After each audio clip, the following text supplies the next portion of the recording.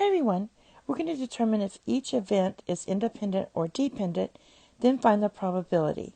There are 3 quarters, 4 dimes, and 7 nickels in a change purse. Suppose 3 coins are to be selected without replacement. So once you select it, it's gone. What's the probability of selecting a quarter, and then a dime, and then a nickel? That means in this order. So when you do that, what we're going to do is count. We want first what? A quarter. So that's 3 out of 3 plus, let's just add this up, 3 plus 4 plus 7. So that's going to be 3 divided by 14. So that's the first one. Now it's not replaced. So this is going to be called dependent.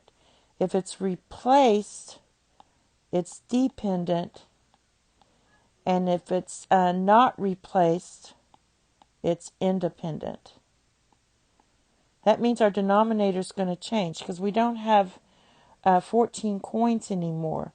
It means we have 13 coins because we're not putting it back in. So now we want a dime. So we have 4 dimes out of that. And then we want a dime. Oh, then a nickel. We have 7 nickels, but there's only 12. So then we have 7 nickels.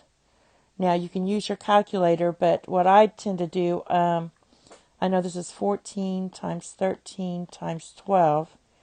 And then I know 3 times 4 is 12 times 7. So I can cancel these out. I know 7 goes into 14 2 times.